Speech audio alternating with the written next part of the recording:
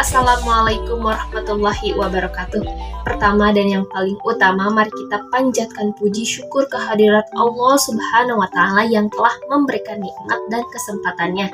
Nah, terima kasih atas waktu dan kesempatannya. Kembali lagi bersama saya untuk menjelaskan dan mempresentasikan materi metodologi penelitian. Sebelumnya perkenalkan, nama saya Eva Almah, NIM 18622010007 dari kelas akuntansi 6 SIP 2 pagi Universitas Muhammadiyah Tangerang, di mana kali ini saya akan menjelaskan tentang uji asumsi klasik pada analisis regresi linear berganda beserta tutorial pengolahan datanya menggunakan program SPSS. Nah, sebelumnya izinkan saya terlebih dahulu menjelaskan tentang uji asumsi klasik. Uji asumsi klasik adalah persyaratan statistik yang harus dipenuhi pada analisis regresi linear berganda yang berbasis ordinary least square atau OLS. Jadi, analisis regresi yang tidak berdasarkan OLS tidak memperlakukan persyaratan asumsi klasik. Misalnya, regresi logistik atau regresi ordinal. Nah, demikian juga tidak semua uji asumsi klasik harus dilakukan pada analisis regresi linear. Misalnya, uji multikolinoritas tidak dilakukan pada analisis regresi linear sederhana, dan uji autokorelasi tidak perlu diterapkan pada data cross-sectional. Nah, uji asumsi klasik juga tidak perlu dilakukan untuk analisis regresi linear yang bertujuan untuk menghitung pada variabel tertentu, misalnya nilai retur saham yang dihitung dengan market model atau market adjusted model. Perhitungan nilai retur yang diharapkan dapat dilakukan dengan persamaan regresi, tetapi tidak perlu diuji asumsi klasiknya. Nah, uji asumsi klasik yang sering digunakan yakni uji multikoloritas, uji heteroskedasitas, uji normalitas, uji autokorelasi, dan uji linearitas. Nah, tidak ada ketentuan yang pasti tentang urutan uji mana yang dulu yang harus dipenuhi. Analisis dapat dilakukan tergantung pada data yang ada. Nah, sebagai contoh, dilakukan analisis terhadap semua uji asumsi klasik, lalu dilihat mana yang tidak memenuhi persyaratan, kemudian dilakukan perbaikan pada uji tersebut. Dan setelah memenuhi persyaratan, dilakukan pengujian pada uji yang lain. Nah, selanjutnya regresi linear. Regresi linear adalah alat statistik yang dipergunakan untuk mengetahui pengaruh antara satu atau beberapa variabel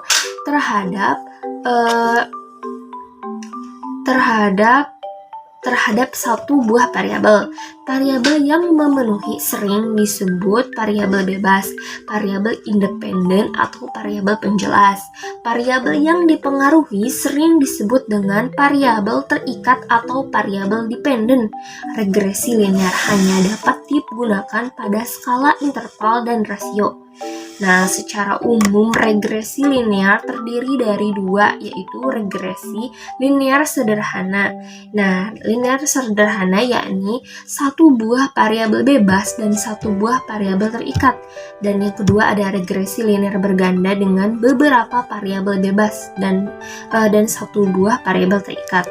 Analisis regresi linear merupakan metode statistik yang paling jamak dipergunakan dalam penelitian sosial, terutama penelitian ekonomi. Nah, program komputer yang paling banyak digunakan yakni adalah program SPSS atau Statistical Package for Service Solution.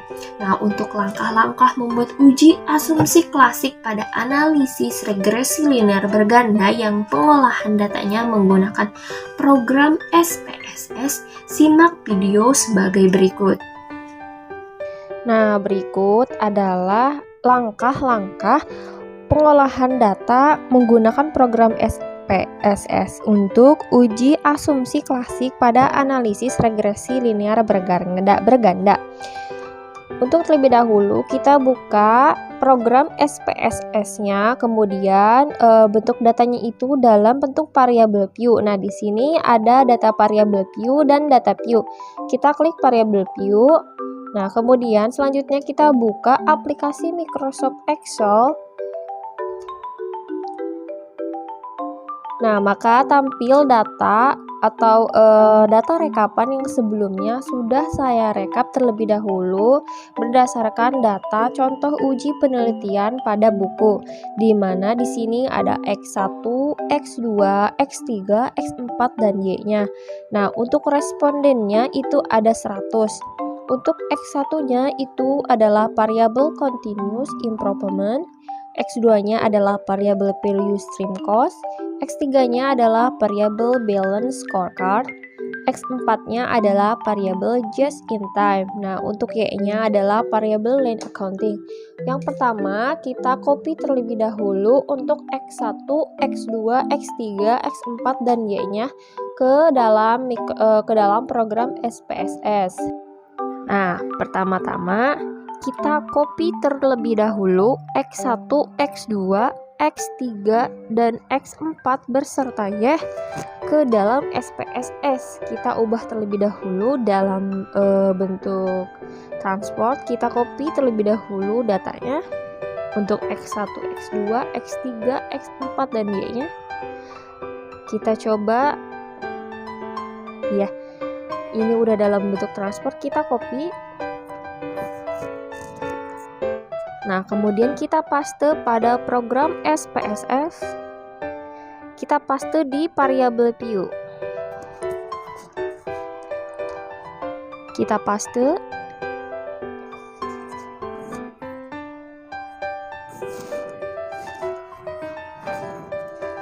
Nah, maka akan muncul data tabel seperti berikut. Nah, pastikan measure dalam posisi scale. Kita ubah terlebih dahulu measure-nya, dan untuk desimal kita pastikan 0. Kita ubah terlebih dahulu desimalnya.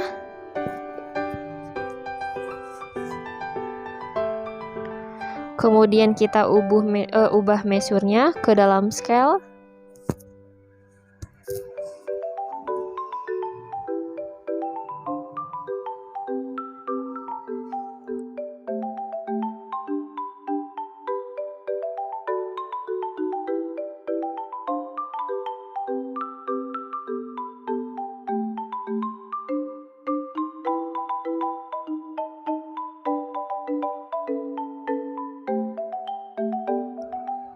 Nah, maka akan muncul seperti ini. Kemudian, kita klik data view untuk memasukkan data variabel yang sudah disiapkan tadi pada Microsoft Excel. Kita copy terlebih dahulu data rekapan nilai dari penelitian. Kita copy dari angka 38 sampai ke bawah.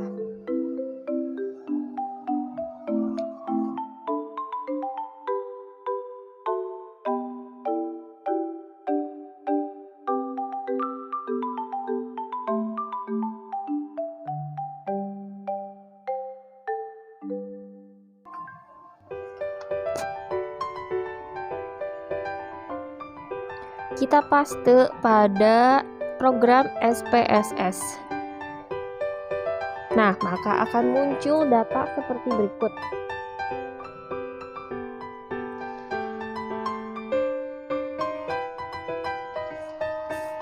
Nah, untuk uji asumsi klasik adalah syarat-syarat yang harus dipenuhi pada model regresi linear OLS agar model tersebut menjadi valid sebagai alat penuga.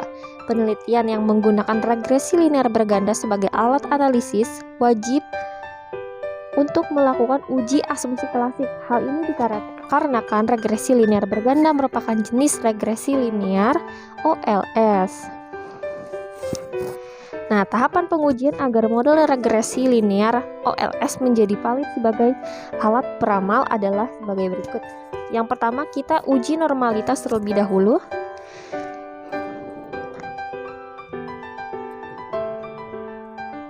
Untuk pertama-tama, kita klik analis pada bagian atas. Kita klik analis pada bagian atas. Nah, kemudian klik regression. Kita pilih, kemudian kita pilih linear, bagian linear. Nah, maka akan muncul kotak dialog linear regression. Kemudian isi kotak dependent dengan variabel Y. Untuk independennya kita isi dengan X1, X2, X3, dan X4.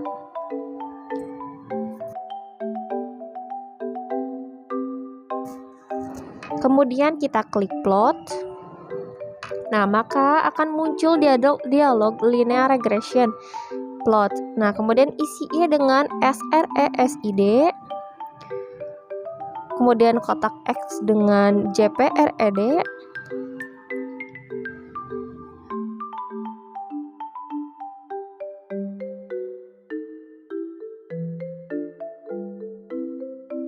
Nah, pada menu standardized residual plot, centang bagian histogram dan normality probability plot. Lalu kita klik continue.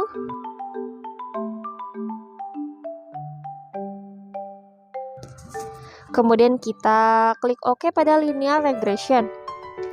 Kita tunggu terlebih dahulu datanya sampai muncul data outputnya.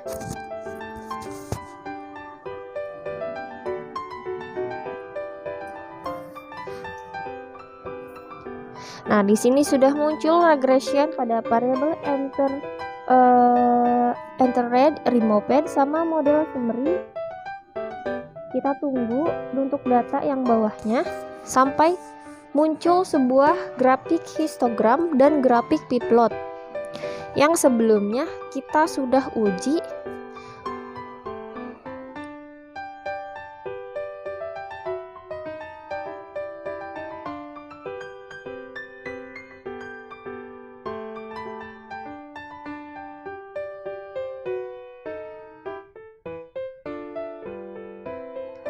Kita cek ke bawah.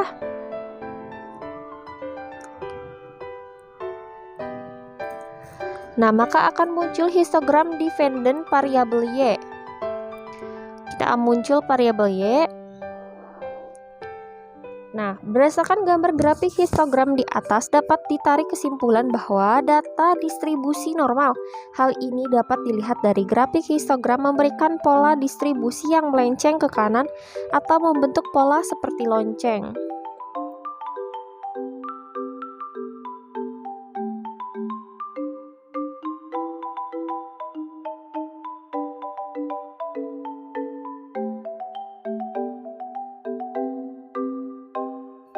Kemudian kita cek bagian grafik p-plotnya. Nah, di sini datanya sudah muncul ya. Untuk grafik p-plot itu normal p-plot of regression standardized residual dependent variable Y. Nah, untuk kesimpulannya data distribusinya itu normal ya. Hal ini dapat dilihat dari titik-titik yang ada pada grafik p-plot mengikuti dan mendekati garis diagonal.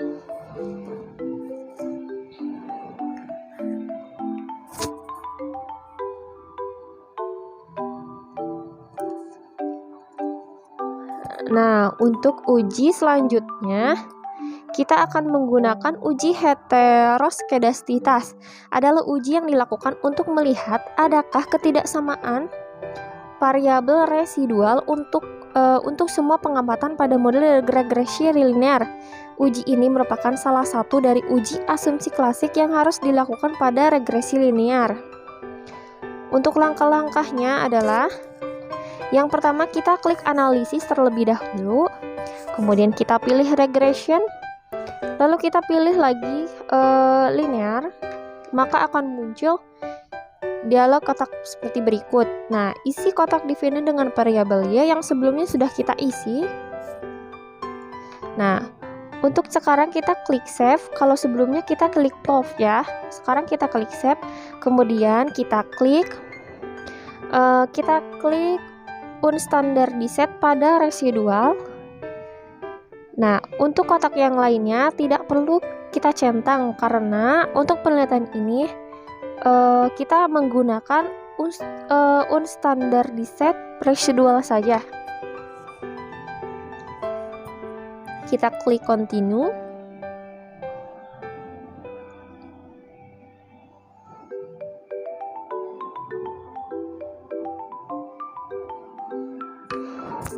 Nah, kemudian kita klik OK.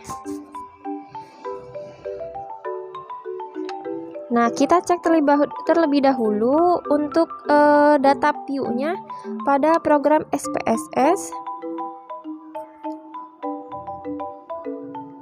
Nah, maka akan muncul variabel baru bernama res1. Nah, kemudian kita klik res1-nya.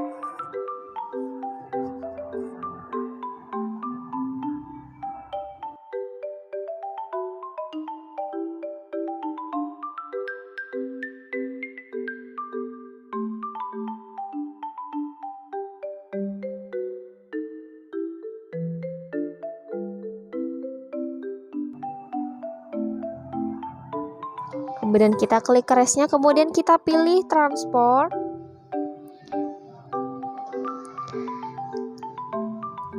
Kemudian kita klik compute variable.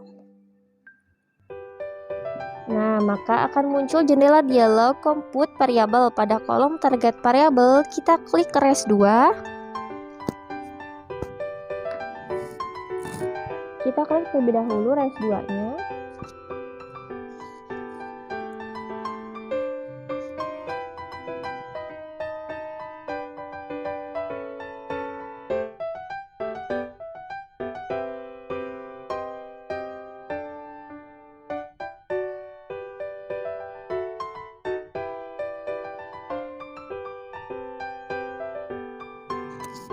Nah, untuk kolom numeric expression kita ketik ABS,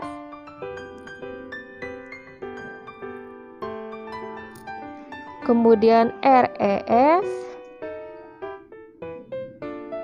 Nah, dalam kurung res1.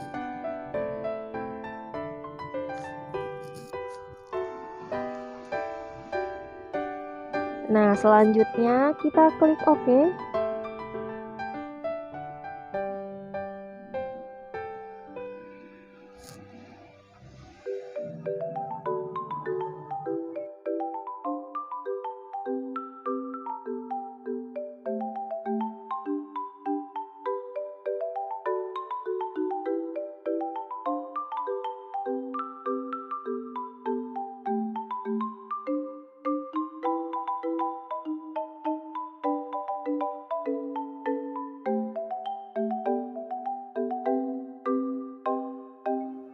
Kita klik OK. Nah, abaikan output, lihat data view, ada variabel baru bernama res2.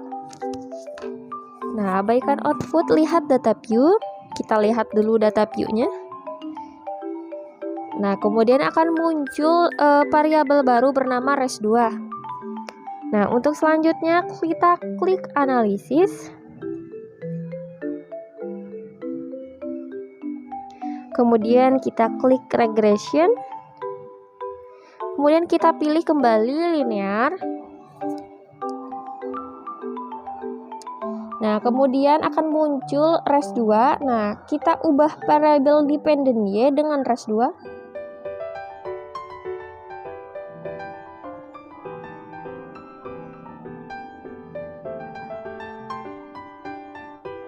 Kita kembalikan dulu Y-nya, kita masukkan res2.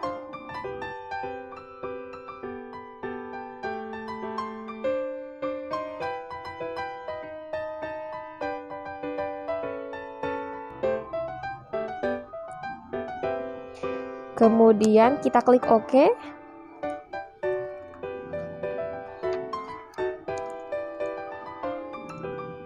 Nah, kita tunggu data outputnya sampai muncul ya.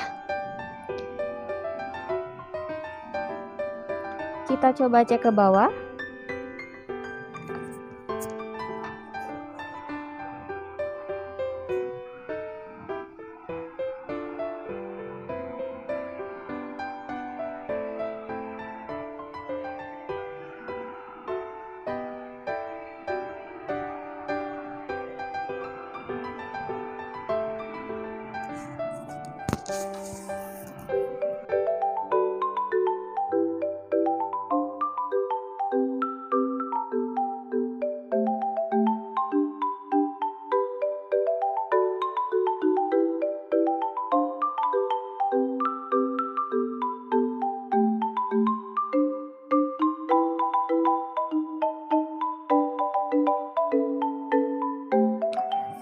Nah, kita cek ke bawah. Nah, maka untuk koefisiennya itu sudah muncul ya pada unstandardized coefficient dan standardized coefficient. Nah, berdasarkan data tersebut dapat disimpulkan apabila nilainya signifikan lebih besar daripada 0,05 maka tidak terjadi heteroskedastisitas. Tampak bahwa semua variabel independen tidak mengalami gejala heteroskedastisitas karena nilainya signifikan lebih besar dari 0,05. Dapat dilihat datanya pada layar.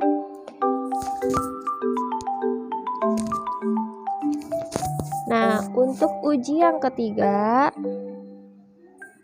kita hapus terlebih dahulu resnya.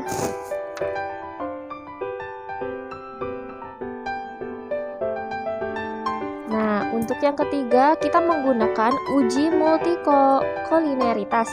Ya, ini suatu yang menunjukkan adanya korelasi atau hubungan kuat antara dua variabel bebas atau lebih dalam sebuah model regresi berganda. Nah, multikolineritas menggambarkan variabel independen mempengaruhi variabel independen lainnya, yang mengakibatkan model regresi tidak dapat dijadikan sebagai alat peramalan hasil penelitian.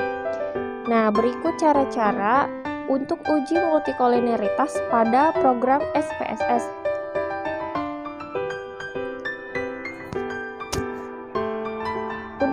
Untuk langkah pertama, kita klik analis, kemudian kita pilih regression. Nah, kita klik lagi linear, kita pilih linear. Nah, maka akan muncul jendela dialog linear regression. Kemudian isi kotak dependen dengan variabel Y ya. Dan isi kotak independen dengan variabel X1, X2, X3, dan X4. Nah, setelah kita isi, kita pilih statistik, maka akan muncul lagi jendela dialog linear regression statistik. Kemudian centang bagian deskriptif dan collinearity diagnosis.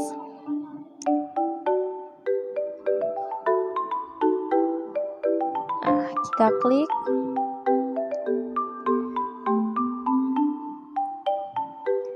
Kemudian kita klik continue.